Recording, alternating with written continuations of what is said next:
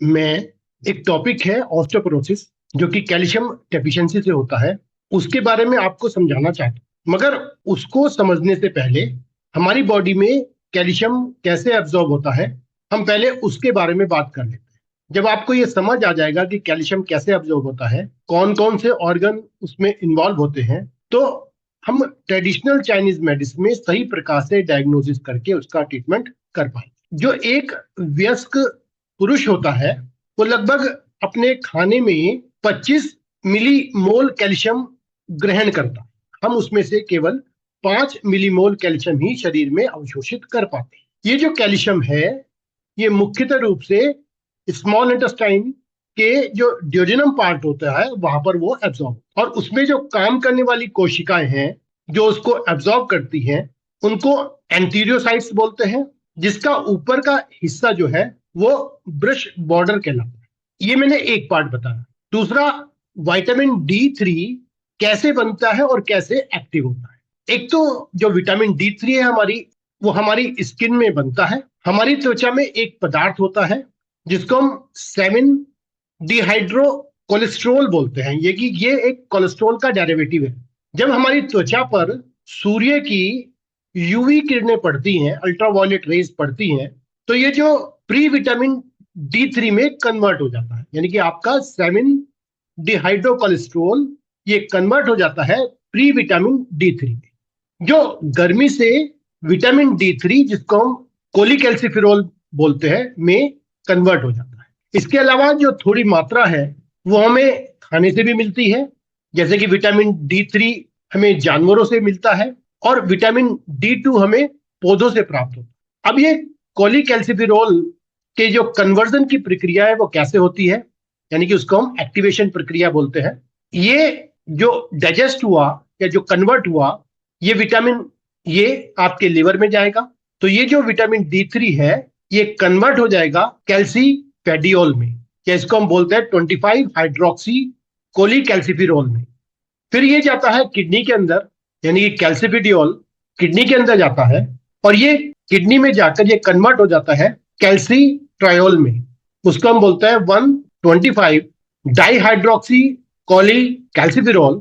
ये जो रूप है विटामिन डी का सबसे सक्रिय रूप होता है, और इस रूप को हमारा जो पैराथायराइड ग्लैंड है उसमें जो पैराथायराइड हार्मोन सिक्रीट होता है उसको वो क्रिया को तेज करता है, यानी कि इस स्टेप को पैराथायराइड हार्मोन तेज करता है। अब जो ये कैल्सिट्रियोल है, इसका क्या काम है? ये इसका काम है कैल्शियम के अवशोषण को बढ़ाना। पहला स्टेप क्या होता है? जो भी हम कैल्शियम ग्रहण करते हैं, वो खाने से जो कैल्शियम है वो आपके इंटेस्टाइन में जाता है, और इंटेस्टाइन से वो जो ब्रश बॉर्डर है, इंटेस्टाइन का जो ब्रश बॉर्डर है, वहां से TRPV6 चैनल के द्वारा कोशिका में अवशोषित कर लिया जाता है। अब जो कैल्सिट्रियोल है, विटामिन D3 की हम बात कर रहे हैं, ये जो कैल्सिट्रियोल है, जब हम यहाँ पर हमारे विटामिन D3 का यानी कि कैल्सिट्रियोल का क्या काम है, यह ब्रश बॉर्डर में जो चैनल ग्रहण करते हैं उनकी संख्या को बढ़ा देता है, जिससे ज्यादा मात्रा में कैल्शियम अंदर अवशोषित होने लगता है। दूसरा स्टेप है कि जो कोशिका है उसके अंदर एक कैल्बिडिन नाम का प्रोटीन होता है, जो कैल्शियम को, अवशोषित कैल्शियम है, इसको कैच कर लेता है और उसको कोशिका के एक सिरे तक लेके जाता है। यहाँ पर जो विटामिन D3 का क्या काम है? विटामिन D3 इस प्रोटीन का निर्माण बढ़ा देता है, यानी कि जो कैल्बिडिन है उस प्रोटीन का निर्माण बढ़ा देता है, और उस प्रोटीन से कैल्शियम ज्यादा अटैच हो जाता है और वो कोशिका के एक सिरे तक चला जाता है। इससे कोशिका में फ्री कैल्शियम कम रहता है, जिससे और कैल्शियम अंदर आ पाए।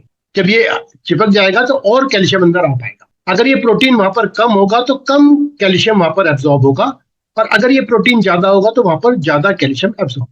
अब तीसरा स्टेप क्या है? क्योंकि ये जो कैल्शियम है, अब ये कहां पर भेजा जाता है? आपके ब्लड स्ट्रीम में भेजा जाता है। तो यहाँ कोशिका से ब्लड में कैल्शियम, यानी कि इस कोशिका से जो ब्लड में कैल्शियम भेजा जाता है वो ATP पंप के द्वारा और सोडियम कैल्शियम के एक्सचेंजर के द्वारा भेजा जाता है। यानी कि कोशिका के से बाहर निकलने के लिए एक ATP एडेनोन ट्राइफॉस्फेट पंप चाहिए, और सोडियम एंड कैल्शियम का एक्सचेंजर चाहिए। इसकी वजह से आपका ये कैल्शियम जो है कोशिका से आपके ब्लड स्ट्रीम में चला जाता है।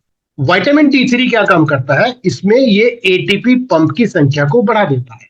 अगर ये एटीपी पंप की संख्या ज्यादा होगी तो कोशिका से ज्यादा कैल्शियम जो है वो ब्लड स्ट्रीम में जा पाएगा। तो मैंने आपको क्या बताया कि विटामिन D3 कैसे प्रोड्यूस हुआ।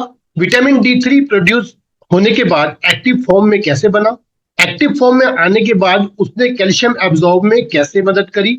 अब जब कैल्शियम जो है, ये कैल्शियम जब ब्लड के अंदर चला जाता है वो आपकी बोन्स को मजबूती और मिनरलाइजेशन में मदद करता है। मांसपेशी जो आपकी होती है उसको कॉन्ट्रैक्शन के लिए ये कैल्शियम जरूरी होता है। आपके नर्व्स के द्वारा जो सिग्नल जाते हैं वहां पर भी सिग्नल को भेजने में मदद करता है। यानी कि आपके टिश्यूज में एंजाइम और सेल की जो सिग्नलिंग होता है उसमें ये हिस्सा लेता है।